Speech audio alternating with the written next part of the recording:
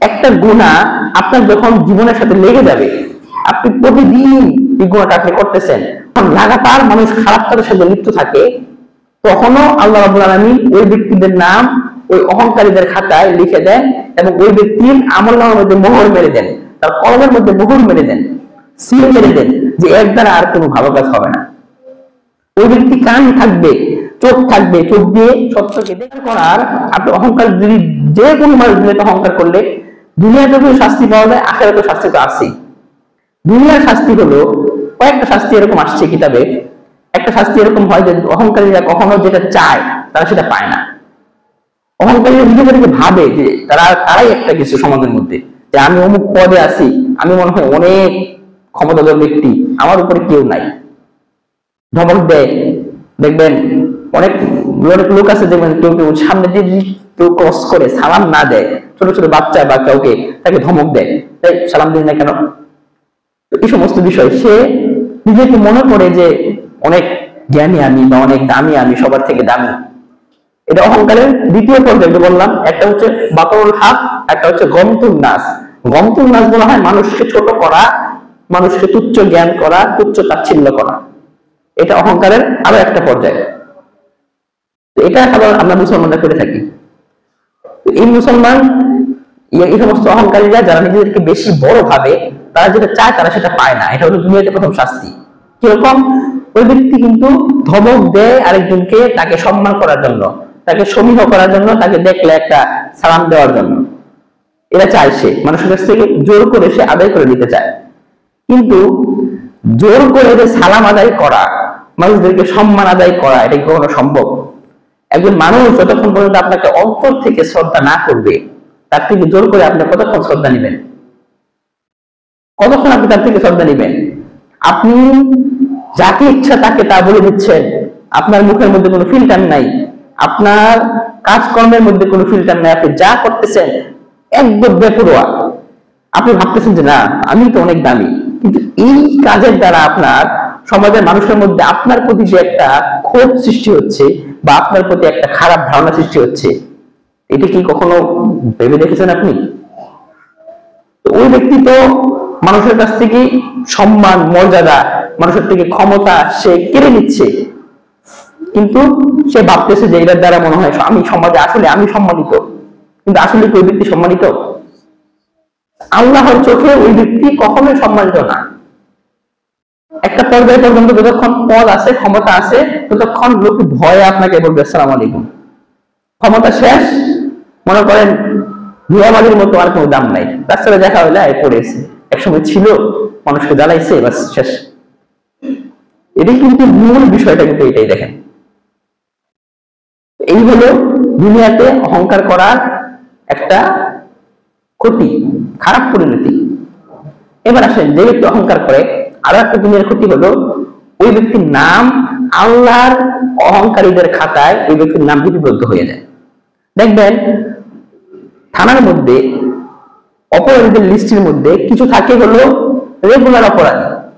মনে করেন সারা জীবনের মধ্যে দুইটা ভুল করছে, দুইটা অপরাধ করছে, জন্য পুলিশের খাতার মধ্যে লিস্টে এক জায়গায়। আর যারা লাগাতার অপরাধ করতেই থাকে তাদের নাম কোথায় থাকে? মোস্ট ওয়ান্টেড ক্রিমিনাল লিস্টের মধ্যে থাকে, বোর্ডের মধ্যে বড় করে ঝুলানো থাকে। তো যারা অহংকার করতেই থাকে সমাজের মধ্যে, কোনো ফিরে আসা নাই, ওই ব্যক্তির নাম আল্লাহর ওই মোস্ট ওয়ান্টেড যেই লিস্ট আছে ওর মধ্যে যুক্ত হয়ে যায়। আর একবার ওখানে যুক্ত হয়ে গেলে আপনি যতই তওবা করেন, যতই ইয়া করেন, আপনার কোনো ওখান থেকে আর ফিরে আসার কোনো সুযোগ নেই। এই জন্য আল্লাহ হাবিব ওয়ার্নিং দিচ্ছেন মানুষকে, দেখো লা ইয়াজাল রাজুল ইয়াযহাবু বিনাফসি, মানুষ ততক্ষণ পর্যন্ত খারাপ কাজ করতেই থাকে, তার মধ্যে অহংকার করতেই থাকে, নিজেকে বড় মনে করতেই থাকে এবং ফিরে না আসে, ওই ব্যক্তিরা হাত্তা ইউক্তাবা ইনদাল্লাহি ফিল জাব্বারিন। জাব্বার বলা হয় ক্ষমতাধর, মহাপরাক্রমশালী। ক্ষমতাধর, মহাপরাক্রমশালী, এই দুইটা গুণ কি কোন মানুষের ক্ষেত্রে খাটে? এই দুইটা গুণ তো কোন মানুষের না, এটা আল্লাহর গুণ। ক্ষমতাধর, মহাপরাক্রমশালী, এই সমস্ত মানুষ আল্লাহর সাথে অহংকার করতে গিয়ে তাদের নামটা ওই খাতায় যোগ করে ফেলে। এরপরে যা হওয়ার তার সাথে পূর্ববর্তী যা হয়েছে তার সাথে তাই হয়ে যায়।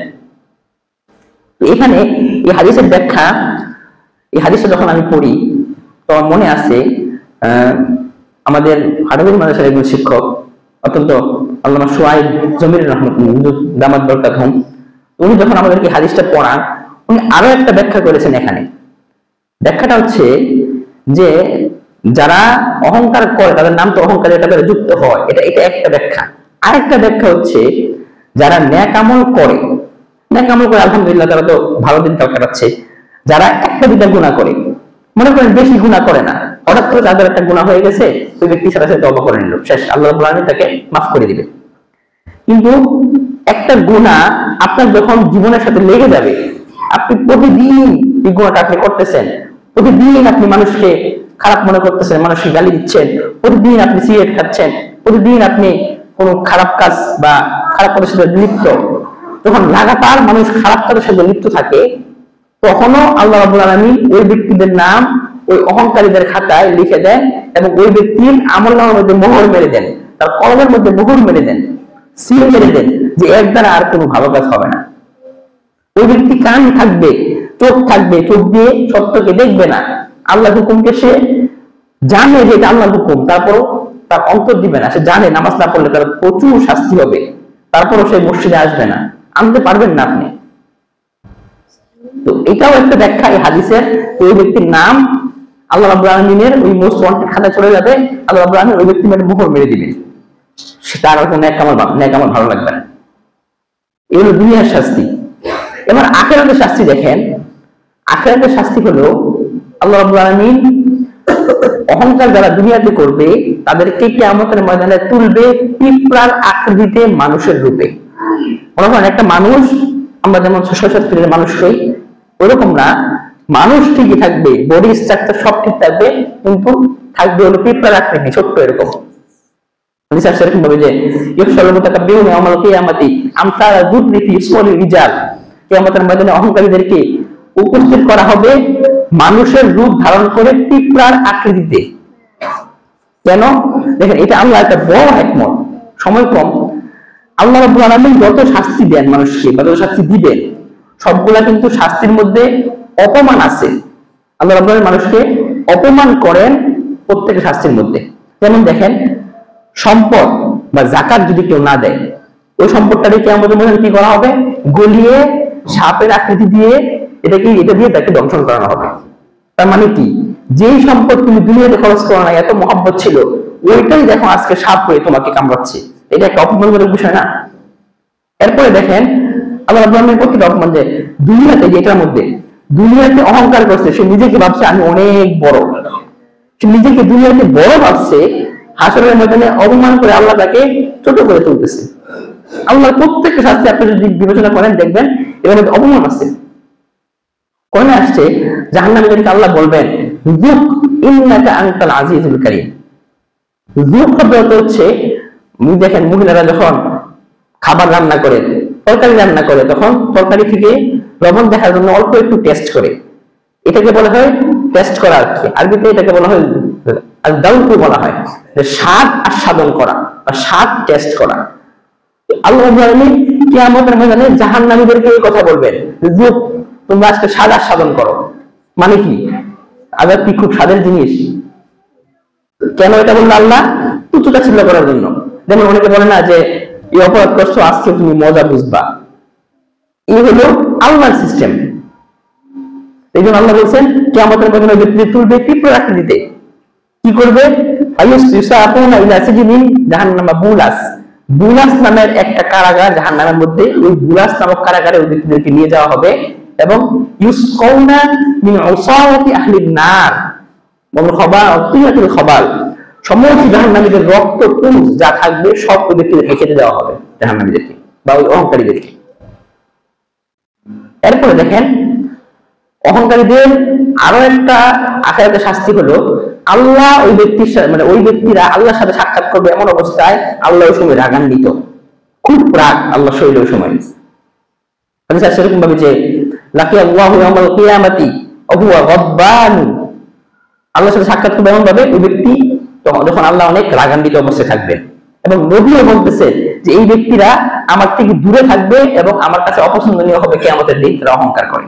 ওই বলতেছে ইন্না মিন আগদব, যে আগদবাকুম ওয়া আবআদাকুম মিন্নি মাজলিসান আল মুতাফাইয়ুন, যারা অহংকার করবে দুনিয়াতে তারা আমার থেকে দূরে থাকবে, আমি তাদেরকে চিনবই না, অপছন্দ করবো, ওদের দূরে রাখি তাদেরকে। এই হচ্ছে অহংকারীদের পরিণাম। এর থেকে মুক্তি পাওয়ার কিছু সহজ সহজ উপায় আছে। সর্বপ্রথম যে উপায়টা এদের থেকে মুক্তি পাওয়া, এটা হচ্ছে কখনো নিজেকে বড় ভাবা যাবে না। আপনি যত বড় পদের মধ্যেই বসেন না কেন, আপনাকে মনে করতে হবে যে অহংকার আমি কেন করব, আমার মূল কি? আমার মূল কি হচ্ছে এক ফোঁটা নাপাক পানি। কোরআনে আসছে, আল্লাহ বলছেন যে ইন্না খালাকনাল ইনসানা মিন নুতফাতিন আমশাজ, নুতফাতিন বলা হয় বীর্য, এক ফোঁটা নাপাক পানি, এটা থেকে আমার জন্ম। আবার চলে যাব মাটিতে মিশে যাব, মিনহা খালাকনাকুম ওয়া ফিহা নুঈদুকুম ওয়া মিনহা নুখরিজুকুম তারাতান উখরা, মাটি থেকে উঠেছি, মাটিতেই যাব, আবার মাটি থেকে আল্লাহ রাব্বুল আলামিন তুলবেন। এই সমস্ত জিনিস আপনি যখন মাথায় আনবেন, চিন্তা করবেন, আপনার মন থেকে আস্তে আস্তে অহংকার দূর হবে। এরপরে আমাদের উস্তাদ আমাদেরকে শেখাতেন, আমাদের উস্তাদ যখন ক্লাসে প্রবেশ করতেন, ক্লাসে প্রবেশ করার সময় আমাদের জুতাগুলো তো ক্লাসের বাইরে থাকতো। আমরা কয়েকদিন খেয়াল করছি এইসব এরকম যে হুজুর দাওরায়ে হাদিসের ক্লাস করান, বড় বড় কিতাব পড়ান, অনেক বড় শায়েখ, উনি করতেন কি আস্তে করে কোনায় দিয়ে গিয়ে দরজার সামনে যে ছাত্রদের জুতাগুলো আছে ওগুলো আস্তে করে সোজা করতেন। আমরা দেখার পরে তো আমাদের মাথায় কাজ করা বন্ধ হয়ে গেছে, এত বড় উস্তাদ, আমরা তাদের পা ধরে বের পাবো না, ওই ব্যক্তি আমাদের জুতাগুলো ওখানে সোজা করতেছে। এগুলো হচ্ছে অহংকার থেকে, মানে অহংকার নিজে থেকে সরানোর উপায়। আরো হচ্ছে টয়লেট পরিষ্কার করা, এগুলো কিন্তু শুনতে অনেক খারাপ, কিন্তু শুনতে খারাপ হলেও এগুলো কিন্তু মানুষের নফসকে পরিষ্কার করে। মানুষ এত বিনয়ী হবে, আল্লাহ বলছেন মান তাওয়াযা লিল্লাহ তাওয়াফা লিল্লাহ, আল্লাহর জন্য যে ব্যক্তি বিনয় হবে আল্লাহ তাকে তুলে দিবেন। আর কোনো তার মধ্যে কোনো আর এরকম কোনো পন্থা নাই যে মোটিভেশনাল স্পিকারের দরকার নাই যে আমি জীবনে কেউ উন্নতি করতে পারবো, কোনো দরকার নাই। আপনি নিজে বিনয় হয়ে যান, আল্লাহ আপনাকে তুলে দিবে, বাস। আর বেশি বেশি দোয়া করা আল্লাহর কাছে যে আল্লাহ যেন কখনোই আমার মধ্যে অহংকার নামক এই রোগটা আমার অন্তরের মধ্যে আসর করতে না পারে। আল্লাহ পাক রব্বুল আলামিন আমাদের সকলকে এই অহংকার থেকে, যে অহংকার দ্বারা পূর্ববর্তী অনেক উম্মত ধ্বংস হয়েছে, অনেক মানুষ ধ্বংস হয়েছে, অহংকার থেকে আল্লাহ রাব্বুল আলামিন আমাদেরকে বাঁচান, আমাদের সমাজকে বাঁচান। আল্লাহ রাব্বুল আলামিন আমাদের সকলকে তৌফিক দান করুন।